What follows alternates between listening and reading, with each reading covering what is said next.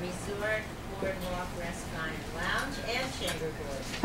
It's Bob Bridgens, Bayview Transportation.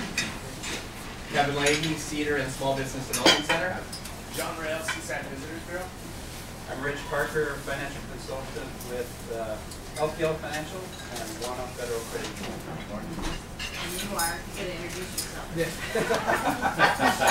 Right now you can introduce yourself, you get to get your little deal a little bit later. Mark Cornelis running for U.S. Congress. You're one of us, Rob, so I just thought I'd... Anyway, I'm Ann Samuelson, your host this morning, Chamber Board member and broker at Water Real Estate, among other things. Anyway, we have announcements, so can we, I always like to call on Gretchen, no offense, Russ, but me. Well, tomorrow is the community holiday children's party. It starts at 1 o'clock, and it's really a lot of fun. So if you have kids or grandkids, they're all invited. And then next week, we also have in today, and through part of next week, Cash for Gold. It's a company that comes in and will purchase whatever excess jewelry and you have. Right, guys? Gold. The spare gold. Spare, yeah. And then on Monday, we're doing the Clatsop County Foster Children's Holiday Party. It's the first time we've done that. There'll be about 250 or 300 foster families, the children, and I think the bio parents also. So it's kind of a first time deal, and we're looking forward to that. The Seaside Rotary Gift Wrapping Bunch moves in on Tuesday, as does the Holiday Food Basket Program. They'll be with us through the week. On Christmas Eve, North Coast Family Fellowship is doing their Christmas Eve service with us. And then on December 30th, New Year's Roundup moves in. That's an AA-based New Year's party and weekend. That's it. Thank you. Next we have SDBA. Thank you. Yesterday was the culmination of our Shop Seaside program. We did the drawing for the giant stocking, and we had 2 other gift baskets that we gave away. We had over 1,350 entries in there, and at a minimum of $40 each, that's over $54,000 that was circulating around town in the last The big winner of the stocking was none other than Jimmy Didion. Four times we've had local people win the stocking, all 4 times. The other 2 winners yesterday, one was from Canada and one was from Washington, but the big winners have been local people all 4 times. So we wanted just to say that it's $54,000 circulating among just those 40 stores that were participating. So we know that there was a lot more money going on around downtown too. So it was a great program, and Ginny was quite excited to win. So. Oh no, she was. I want to say something. Winning is really great. In case none of you tried it, winning's really great. No rubbing it in ready. But you know, I got the cards and I went around downtown. It was stuff I was going to buy here in town. Restaurants are on it. I mean, it's like maybe you don't want to shop, buy things here, but you all are going to eat here. So it's really a great program. And I just want to thank everyone that donated stuff. We're going to keep some of the stuff, donate some to the Wishing Tree, and thank you everyone. Thank you. So it does shop to, or it does pay to shop local. It really pays. I love that you're re-gifting. Can I be on the list? Okay, do we have any announcements from Park and Rec? Who's our Park and Rec people? Okay, Visitors Bureau. Got it. Just quick, I just ran a quick snapshot of our statistics over the last 4 months. So August through December compared to August and December last year. And this year we're at 80,000 visits over that time period. Last year we were at 59,000. So about a 34% increase year over year as far as our website. And for the chamber, you want me to thank people, or do you Sure, want to go do it? ahead. Feeling kind of grateful today. Anyway, I want to thank everybody who donated food and came to the open house last night. It was a great time, great people. A little bit crowded, but I guess that makes everybody talk to everybody. I did a little networking that I probably wouldn't have done, just because I ended up in front of people's faces. And the food was fabulous. I mean, it was beyond snacks. It was great. Any other announcements? Yes, Sandy. I just want to, first of all, I've been doing Wishing Tree for well over 10 years. Nancy asked me the other day how long I've been doing it, and I was stumbling because I couldn't even think how long I've been doing it. The Wishing Tree started around, Tom Maltman and I figured somewhere around 95, and it started out as just Rotary wrapping gifts for an organization that bought the gifts. And then that got too big for them, and they asked Rotary to take it all on, which Rotary did, but then it became too big for Rotary. And then we went to doing paddle bids at the auction, raising funds, and going out and asking the community to pick up the bells and to donate money and to just donate toys and things. And Toys for Tots got involved. And it just keeps growing. It's like it has a life of its own. This year, right now, we are doing 730 children. That is 180 children more than last year. So it's been a little devastating, but this community, you've been wonderful. I mean, somebody asked me how it's coming. That's the one thing I don't know until Tuesday morning when everything comes to the convention center. The bikes from Abate, there'll be 30 bikes, plus they have bags of toys and a bag of stuffed animals, I was told. And also all the stuff that we have hidden that are at Santa's workshop, as I call it, that we just collect and reassign to bells. And also Toys for Tots. And Toys for Tots, we never know until they get there, but it's always been great. It's very surprising. So Tuesday we move in, start sorting. You have an hour of time on Tuesday or Wednesday, even an hour, even a half hour. Please come on by. I'll give you something to do. How we're going to get this set up by Wednesday at 5 o'clock. It always amazes me. We make it, but it's always scary too. So if you have any time at all, I'd gladly come by and I'll give you something to do. Thanks. You can still use donations too. Yes, sir. The final event for the Christmas season for the Chamber is tonight. It is the Tour of Lights. We have the Sunset Empire Transit District Trolley, and we'll be running tours at 6 and 8 this evening. So we also have a little special event. You get to stop by Tijuana by the Sea, and they're going to provide hot cider and cookies. Are you the tour director again?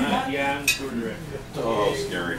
I know. Get ready for stories, everybody. At least he isn't driving. Last week the At the Chamber. food basket program was running a little short on money, and I'd like to thank the board of directors for making the decision, and for your Chamber of Commerce that donated $1,000 towards the Christmas food basket program. That will ensure that some families get some food over Christmas. So thank you for that.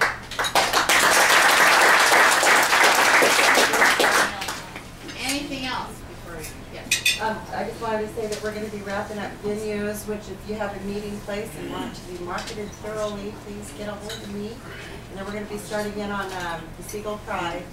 And please support your high school. We want to really showcase them this year and let them show their stuff. So that's all. Right. Last call. I have one more. We had a discussion earlier this week from somebody who was thinking of starting a bakery or providing baked products in Seaside. If you would like to, if you have any ideas or if you have any thoughts or suggestions with regards to a bakery here in Seaside, then please give us a call. We'd like to pass that on to those individuals. If you, as a individual or as a business, have an interest in obtaining baked products, either for your events, for your hotel, or anything to that end, then please give us a call, and we'll be happy to pass that on to those individuals. We are without the bakery, and we would love to see what back there. Hey, I just met Dave's Killer Bread Monday night at my Northwest Regional birthday. Anyways, Next, we're here with Rob Cornelis, and he's going to just give a little chat before he has to run out the door. He's got a few minutes. I think, how long do you have, Rob? You have to be in a story by 10, correct? He's running for Congress and is not a stranger to Seaside. Is certainly not a stranger to Clatsop County for the last 3 years. He's been visiting all of us, going to laundry safety dinners, meeting small business owners, talking about engaging people and in the process, and his election's coming right up. This is the only election going on in the country right now, I think. So, ladies and gentlemen, I introduce Rob Cornelis.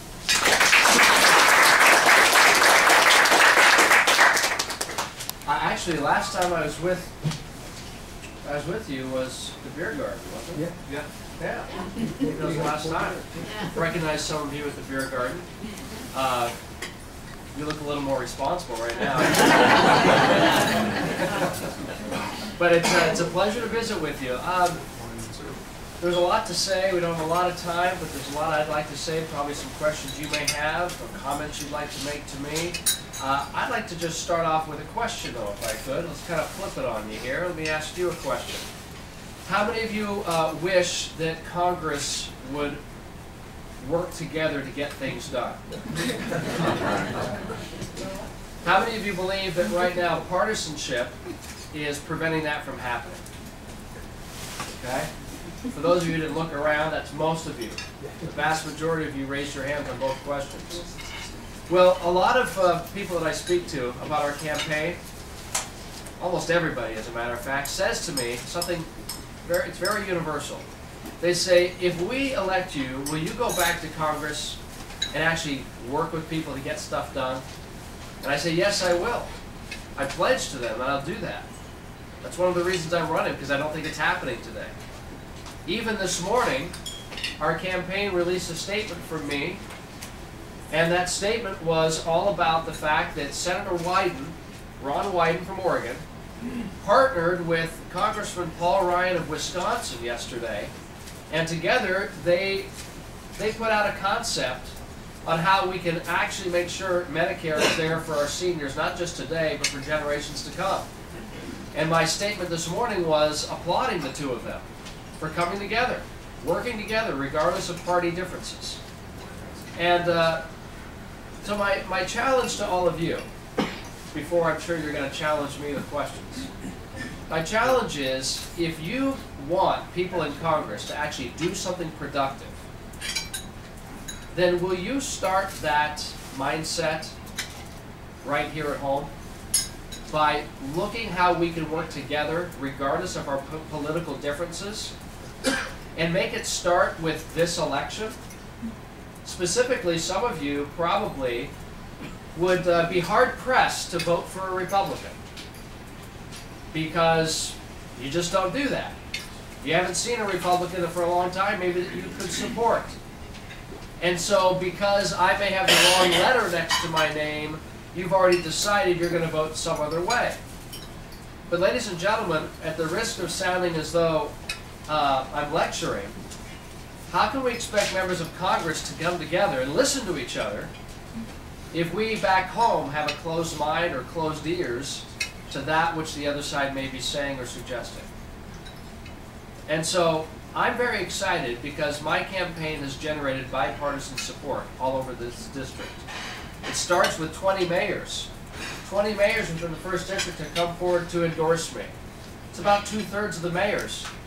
And we're not done, by the way. And those mayors are not just Republican. There's Democrats included in that mix, as well as independents. And I think that's a sign of what's to come if you'll be kind enough to elect me. That I think I can be successful in bringing people together. And to have that mayoral support is very important to me because it shows that between the two candidates, they believe I'd be the best partner to help them fix some of the problems that's plaguing this district, specifically our economy and the lack of job growth. Now, I would also point out that I'm a native Oregonian. I was born and raised in the 1st District of Oregon. I'm 47 years old. My wife and I have been married 25 plus years. We actually were high school sweethearts in Newburgh, in Yamhill County. And we have 3 sons. We started a business 16 years ago out of our house and also out of our savings account. And we've grown it by employing 60 people over those years. And we've also helped hundreds of other people launch careers in our particular industry. But one of the things that I've always thought about, growing a business, raising a family, being involved in my local community, we're based in Tualatin, is I think back to some of the great political Oregon leaders we've had in my lifetime. I think about Vic Atiyeh, who was the governor when I was finishing high school. I think about Mark Hatfield. These people, Oregon leaders, by the way, Republican, I really admired, because you may not have shared their party affiliation back then, but I think most people would agree party affiliation didn't seem to matter as much. What mattered were good ideas. What mattered were people who were willing to work together.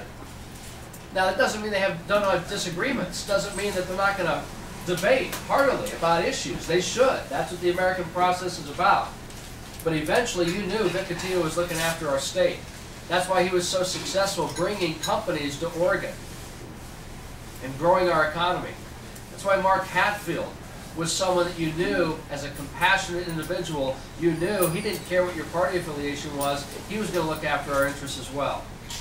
Now, I'll never be a Hatfield or an Atiyeh, but I would like to emulate their qualities as best I can. I'm trying to do that as a candidate, and I'll certainly do that as a representative.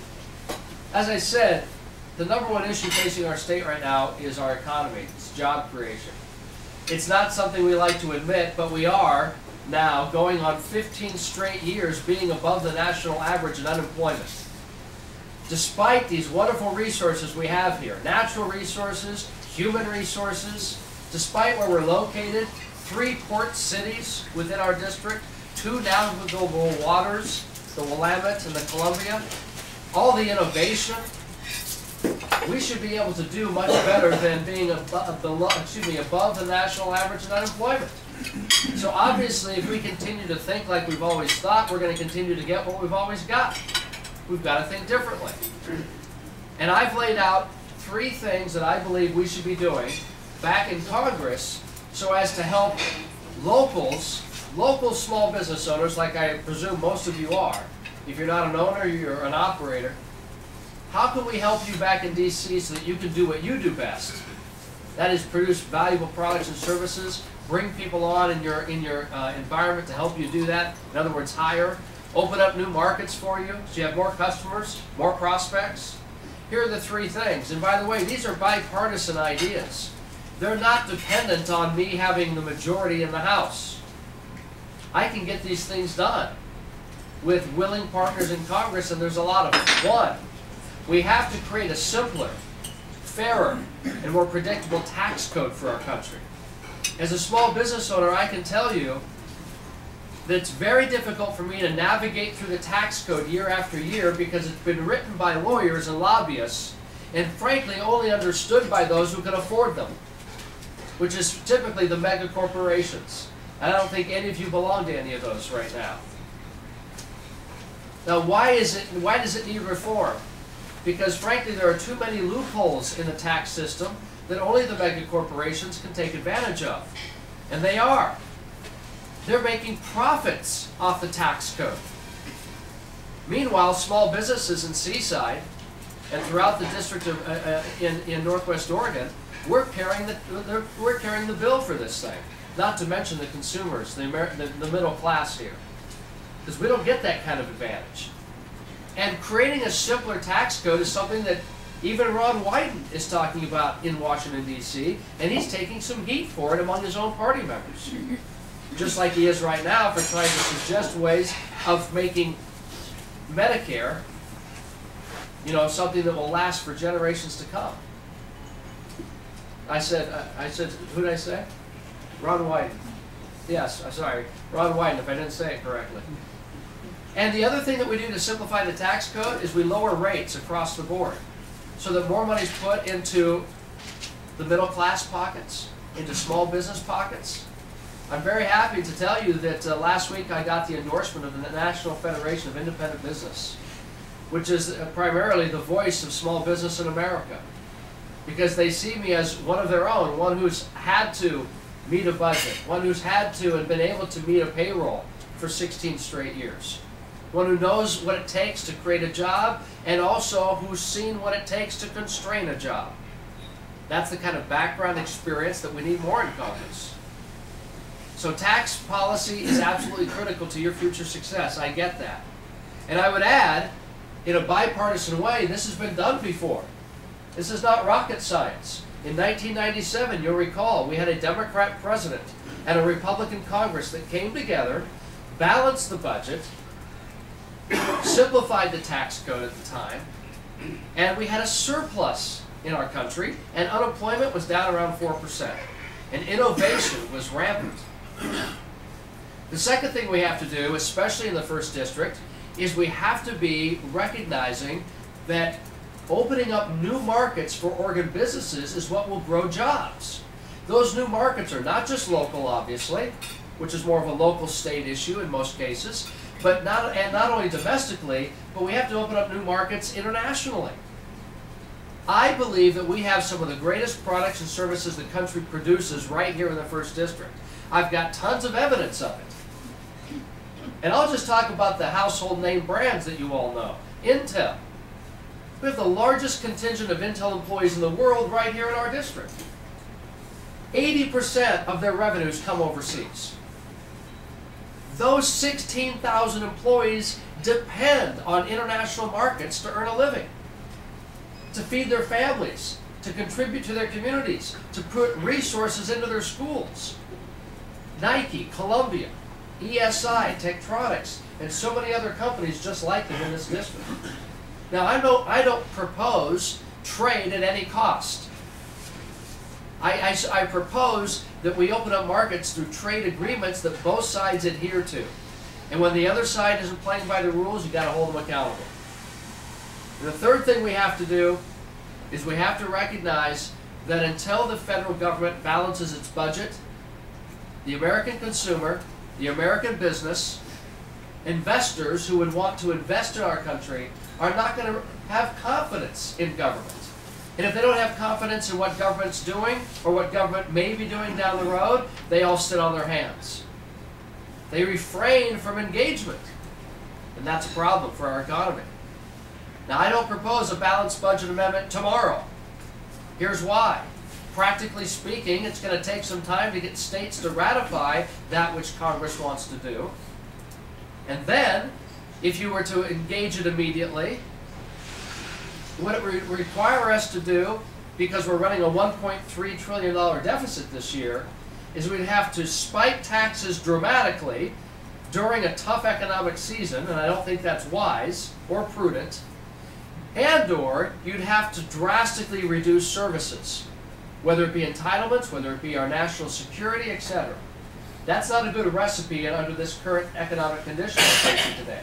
But if you phased a balanced budget amendment in time into our process, 8 years down the road, 10 years down the road, whatever it may be, then I believe it will renew confidence among American people that, you know what, we know that our federal officials are going to be responsible with our money. There's certainty for the future now. There's more predictability because we see where we have to go as a country, and that will spur economic activity. As I said, these three things, they're not rocket science. They're not brazen, cavalier ideas. They can be done if we have the right people in Congress who have the skill set, the background, the temperament to work across party lines. In my small business, I'm forced to collaborate with people. It's the only way we survive.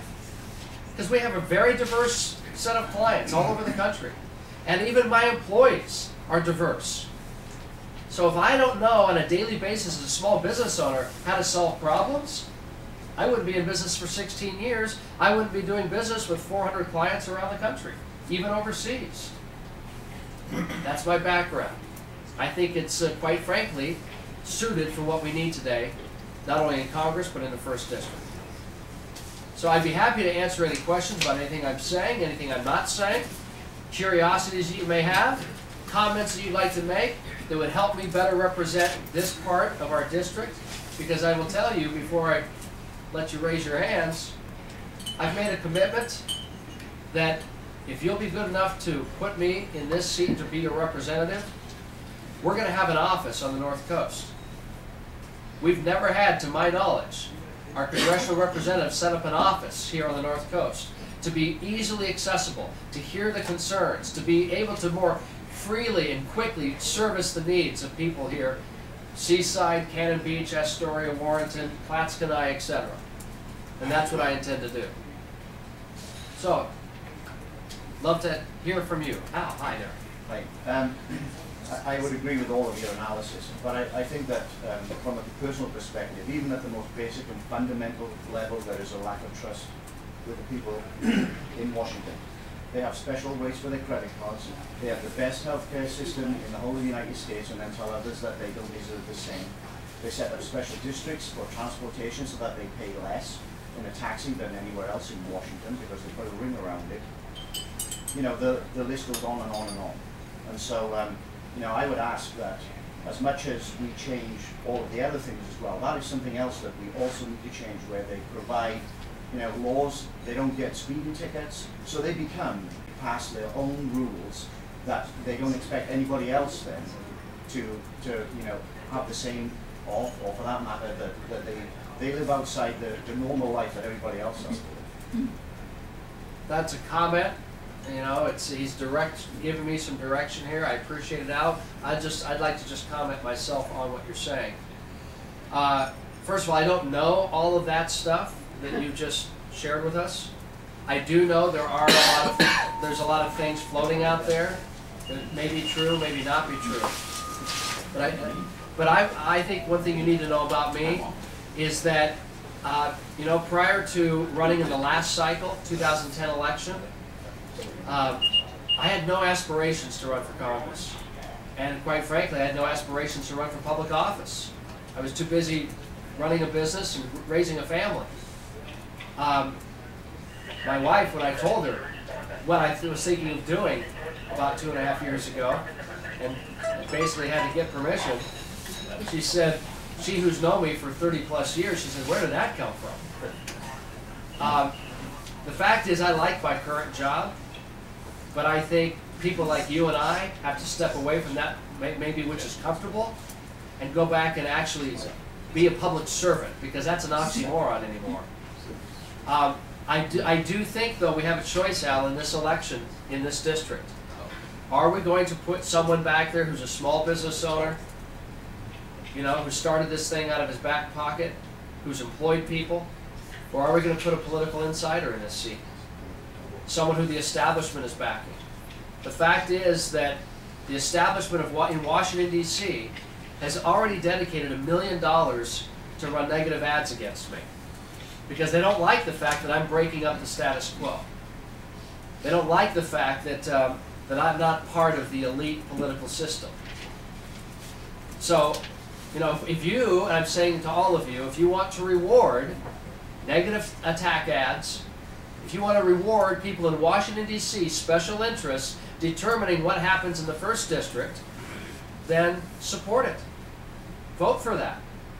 But if you think there's a better way, if you think that maybe we ought to have a real local perspective and voice in Congress, someone who didn't have an aspiration or ambition to be in Congress someday, because it certainly was not on my career track, then I'm asking for your support. Because I think I best reflect the frustrations that Al's articulating.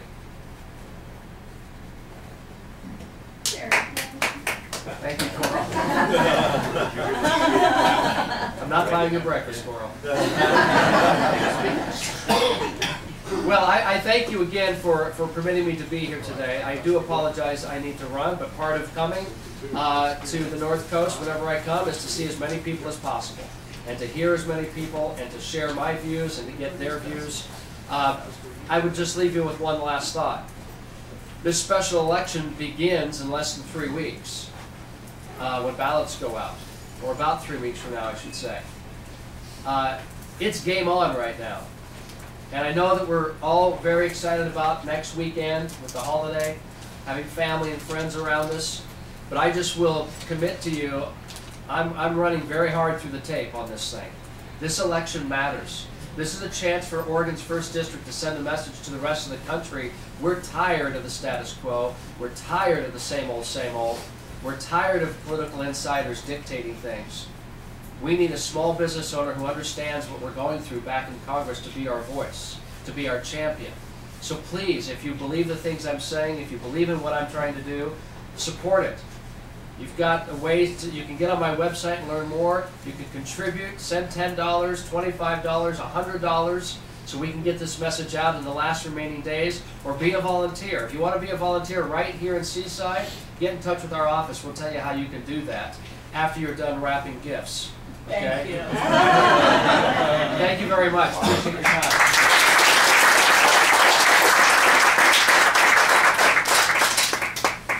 Rob, and early this morning, Rob met me at the radio station in 94.9 at 8:40 a.m. and it'll be podcast on northcoastoregon.com. We did a half-hour show talking about a little more about what he talked about today. He had a little bit more time. So next we have our Fire Chief Dale Camera with an update. Chief. Not my chief. Not my chief.